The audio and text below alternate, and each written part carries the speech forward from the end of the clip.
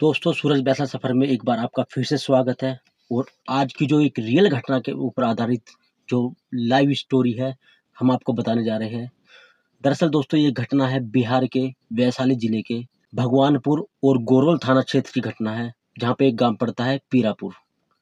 वीरचंद्र की पुत्री, जिसकी उम्र में महज 20 साल थी, उसका नाम संजना था। वो 27 मई को अपना कॉलेज का एडमिट कार्ड लेने के लिए घर से गई हुई थी। अब दोस्तों, ऐसे में वो सुबेरे 8 से 9 बजे के करीब गई थी, लेकिन 1 से 2 बजे करीब वो घर पे नहीं आई थी। ऐसे में परिवार वालों की चिंता जो है काफ़ी बढ़ गई थी। वेट करते हैं उसका, हो सकता है ऑटो नहीं मिला हो, बस ना मिली हो।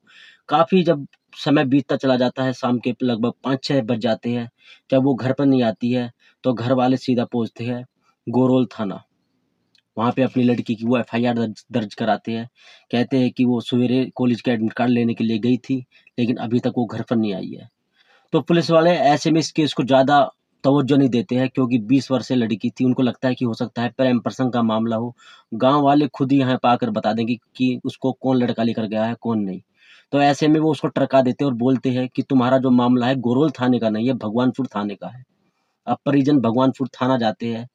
वहाँ पर भी वो उसी बात को रखते हैं। अब उनको वो बोलते हैं कि ये आपका भगवानपुर का नहीं है, गोरोल का है। गोरोल वाले बोलते हैं भगवानपुर का नहीं है, वहाँ का है। पुलिस वाले परिजनों को जो है टरका देते हैं, कुछ खास कार्रवाई नहीं करते हैं। तो दोस्तों, पुलिस वाले उनसे पूछते हैं कि आपको किस पे शक है? तो परिजन बताते हैं कि गाँव का ही एक रुपेश नाम का लड़का था, जिसने तकरीबन 1 महीने पहले हमारी बेटी जो संजना थी, उसकी एक अश्लील वीडियो बना ली थी और उसको बार-बार जो है ब्लैकमेल कर रहा था कि उसके साथ संबंध बनाए, वरना इसको ये वायरल कर देगा। ऐसे में दोस्तों, संजना के जो परिवार वाले थे, उन्होंने पंचायत भी बैठाई थी। और आज के युग में उस पंचायत में एक शिक्षक, जिसको शिक्षक कहते हैं ना, कि पढ़ाई-लिखाई के लिए बहुत ही जागरूक होता है। वो लोगों को जागरूक करता है कि सबको पढ़ना है, चाहे लड़का हो, चाहे लड़की हो। तो ऐसे में एक शिक्षक जो है, पंचायत में परिवारजनों को लड़ता है, धमकाता है कि तुमने लड़की को पढ़ने के लिए क्यों भेजा? लड़की को अपने घर पर रखो। यानी कि उल्टा लड़की वालों को ही उन्होंने वहाँ पे गलत ठहरा दिया था। पंचायत का भी कुछ ख़ास नतीजा नहीं निकला था। अब घटना वो घटती है, 27 मई को जब वो लड़की जाती है, वो गायब हो जाती है। तो वो थाने में सारी चीज़ बताती है कि पंचायत हुई थी, लड़की हमारी गायब अब फ़िलहाल में हुई है, तो हमें रुपेश पे ही शक है। पुलिस जो है रुपेश को पकड़ते हैं, रुपेश से कुछ ख़ास जानकारी इकट्ठा नहीं होती है।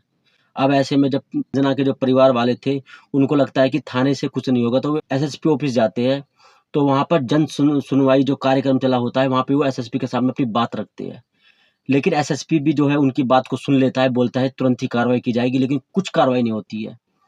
फिर उनको कोई भी वकील बताता है कि आप एक काम कीजिए, सीधा कोर्ट में पहुँचिए। कोर्ट में जाते हैं, जज के सामने भी यही चीज़ रखते हैं। जज भी एक ऑर्डर पास करता है कि थाने के लिए और एसएसपी ऑफ़िस के लिए कि इसके ऊपर कुछ कार्रवाई की जाए। लेकिन दोस्तों, ऐसा करते-करते पूरे 1.5 माह हो जाता है, कुछ भी कार्रवाई नहीं हो पाती है, पुलिस वाले कुछ भी कार्रवाई नहीं कर पाते हैं। तो दोस्तों, 1.5 माह होने के बाद पीरपुर जो गाँव था, उसके पास में ही एक किसान था धर्म सिंह, अपने खेत में सिंचाई कर रहा था। तो वो देखता है कि उसी के खेत में सिंचाई करने के दौरान एक बहुत बड़ा गड्ढा हो रखा था, जिसमें पानी बार-बार रिस रहा था, बार-बार पानी रिस रहा था। यानी कि जो ज़मीन थी वो खोखली हो चुकी थी, गड्ढा पानी अंदर जो है रिस-रिस के जा रहा था। अब उस किसान का दिमाग खराब होता है, उसने सोचा, यार अब से पहले मैं खेती करता था, लेकिन ऐसा कभी भी नहीं हुआ था, अब की बार ऐसा क्या हो रहा है? तो उसको शक होता है कि इस गड्ढे के अंदर ज़रूर किसी जो तस्कर हैं, उन्होंने शराब छुपा रखी होगी। तो ऐसे में वो अपने गाँव वालों को इकट्ठा करता है, पुलिस वालों को कॉल करता है और बोलता है कि इसके अंदर मैं पानी की सिंचाई कर रहा हूँ, लेकिन इसके अंदर ऐसे गड्ढे के अंदर पानी भरता ही जा रहा है। तो ऐसे में पुलिस वाले की टीम आती है, उनको भी लगता है कि हो सकता है कि इसके अंदर शराब छुपा के रखी है। जैसे ही वहाँ पे खुदाई करते हैं, तो बहुत तेज़ दुर्गंध आती है। अब वो समझ जाते हैं कि इसके अंदर शराब तो है नहीं, लेकिन कुछ मामला कुछ और ही है। अब दोस्तों, जैसे उसकी खुदाई करते हैं, उसके अंदर से एक सड़ी-गली लाश निकलती है, जिसकी जो डेड बॉडी थी, वो सड़ गल कर उसकी हड्डियाँ चमक गई थी। उसी के पास में एक बैग रखा हुआ था। डेड बॉडी से पता नहीं चल पा रहा था कि ये लड़का की लाश है, लड़की की लाश है, क्योंकि उसके ऊपर कपड़े-वपड़े कुछ भी नहीं थे। वो नग्न अवस्था में थी। अब जैसे उसको बैग को निकाला जाता है, तो उसके अंदर जो आईडी निकलती है, तो पूरे के पूरे गाँव वाले चौंक जाते हैं। उस आईडी में निकलता है संजना का एटीएम कार्ड, संजना का आधार कार्ड, संजना का पैन कार्ड। वो तुरंत समझ जाते हैं ये वही लड़की है जो 27 मई को गाँव से लापता हो गई थी, जिसको हम सोच रहे थे किसी के साथ भाग गई है ये। क्योंकि गाँव वालों को भी यही लग रहा था संजना कहीं गायब नहीं हुए, वो जानबूझकर किसी लड़के के साथ भाग गई है। अब ऐसे में उनका दिमाग खराब हो जाता है, पुलिस वाले आनन-फानन में पूरी की अपनी अफ़सरों की टीम के पास में फ़ोन करते हैं। डेड बॉडी को निकालते हैं, उसको पोस्टमार्टम के लिए भेजा जाता है। पोस्टमार्टम होता है। अब ये जो खबर था मीडिया में फैल चुकी थी। अब ये हाई लेवल का जो है खबर बन चुकी थी। जो पुलिस वाले ये सोच रहे थे कि लड़की अपने घर से जानबूझकर भाग गई है, वो हरकत में आ गए थे, आला अधिकारी हरकत में आ गए थे, क्योंकि जो है ये खबर न्यूज़ में छपने लगी थी। अब वो आनन-फानन में सीधा रुपेश को पकड़ते हैं।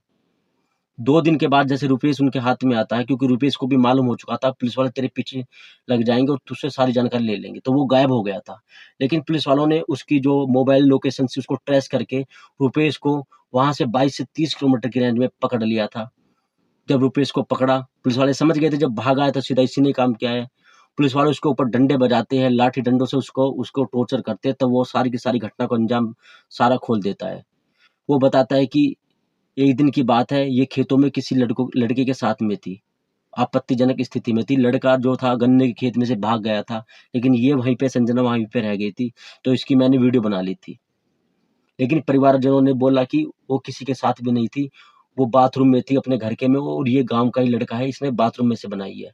अब दोस्तों सच्चाई क्या है ये तो रूपेश जानता है, मरने वाली संजना जानती है, उसके घरवाले जानते हैं। लेकिन इस घटना जो रूपेश ने किया है बहुत ही सनसनीखेज घटना थी।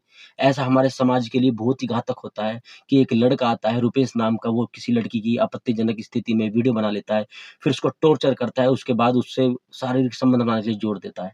हालाँकि दोस्तों रुपेश को गिरफ्तार कर लिया गया है, कानूनी कार्रवाई चल रही है और दोस्तों ये एक रियल घटना के ऊपर आधारित जो सच्ची घटना थी। स्टोरी आपको कैसी लगी प्लीज़ कमेंट बॉक्स में ज़रूर बताना, वीडियो को लाइक करना और साथ में दोस्तों हम हर शाम को 5 बजे करीब एक नई सच्ची घटना के ऊपर आधारित एक वीडियो लेकर आते रहते हैं, तो इस चैनल को सब्सक्राइब ज़रूर कर लेना। मिलते हैं दोस्तों किसी नेक्स्ट वीडियो में, तब तक के लिए दोस्तों बाय-बाय।